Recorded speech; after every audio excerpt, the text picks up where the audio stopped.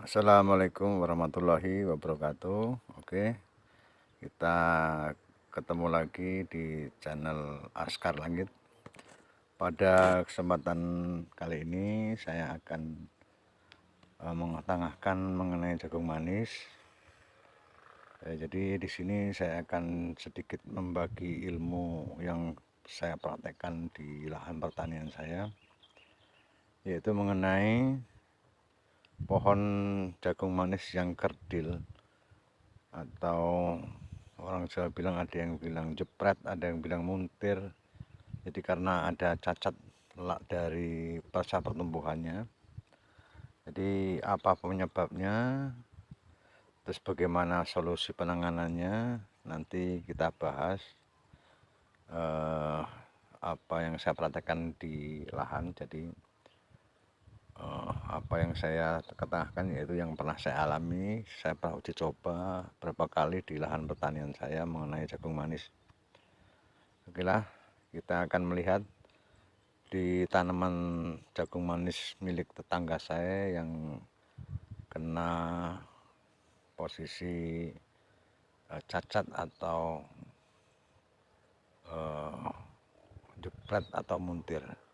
Ini lahan jagung manis saya yang masih berumur 40 hari. Ya, karena penanganan dari awal sampai pada umur 40 HST pada hari ini masih insya Allah tidak terkena cacat atau kerdil batang, karena saya menggunakan teori yang saya praktekkan. Kita lihat di lahan jagung milik tetangga saya yang terkena kerdil batang. Jadi kita ikuti, kita lihat jagung di tanaman tetangga saya. Mari kita ikuti. Oke, jadi ini tanaman jagung milik tetangga saya yang saya bilang tadi cacat atau kerdil, atau orang Jawa bilang, atau orang sini menyebutnya dengan kata jepret. Jadi dia pertumbuhannya nggak normal. Seperti ini contohnya. Nah, ini di lahan yang tidak terkena penyakit kerdil atau muntir atau jepret. Ini yang terkena tuh. Kita lihat, Anda bisa melihat itu di ujung-ujung, di pinggir-pinggir semuanya tidak tumbuh normal. Atau seperti ini. Nah, ini pertumbuhan yang tidak normal.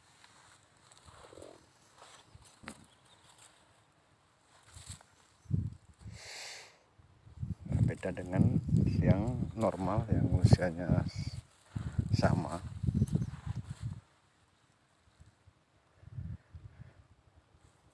Di sekitar 15 sampai 20 HST ini.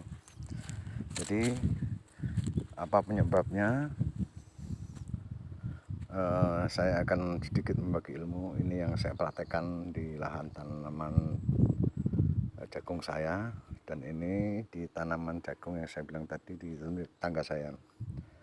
Jadi apa faktor penyebabnya, yaitu diusahakan dari dalam tanaman jagung manis, karena tanaman jagung manis ini sangat rawan, beda dengan tanaman jagung biasa.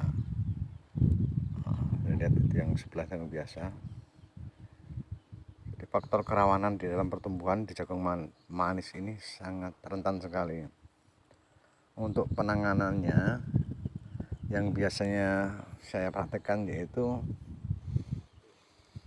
sebelum kita tabur benih, kita tanam benih, saya usahakan saya campur dengan pestisida ataupun insektisida untuk penanganan hama seperti semut dan lainnya. Nah, setelah pencampuran itu dilakukan dengan menggunakan kecampur obat untuk bulai, fungisidanya, setelah tercampur rata baru kita tanam atau kita tanam bibit itu. Nah, dan yang biasanya tidak kalah penting, yaitu di usia 0 sampai 10 HST itu usahakan di spray ataupun disemprot menggunakan insektisida ataupun fungisida, ataupun pestisida. Ini sepertinya dia tidak menggunakan, tidak spray di umur 0 sampai 10 hari menggunakan insektisida atau pestisida. Jadi sianya seperti ini. Anda lihat yang di ujung-ujung ini, yang di pinggir-pinggir ini. Ini salah satu kelemahannya. Di usia-usia 0 sampai 10 hari dia akan rentan sekali dengan hama, bisa semut. Yang berbahaya sekali yaitu semut. Semut itu kapan dia sudah melukai batang jagung, dia tidak akan tumbuh normal. Nah, seperti ini. Atau hama-hama yang lainnya, ulat seperti itu.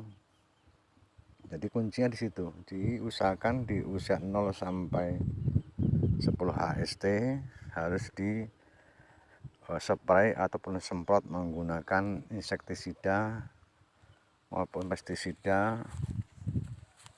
Nah, itu jadi faktor keberhasilan kita tumbuh sempurna. Yang biasa saya gunakan, saya menggunakan regen merah di tanaman jagung saya. Regen merah itu segi dosis sekitar 20 sampai 25 cc per tangkinya. Nah, dari awal penyemprotan itu mudah-mudahan jagung itu tidak akan terkena serangan dan mengakibatkan jagung tidak tumbuh sempurna, kerdil seperti ini. Nah, ini saya rasa ini yang punya jagung ini tidak seperti yang saya terapkan. Jadi faktor pertama akhirnya jagung kerdil, tidak tumbuh sempurna. Menurut saya kesalahan pertama yaitu penyampaian pertama tidak sedini mungkin. Jadi diusahakan di usia antara 7, 8, 9, 10 itu sudah di spray.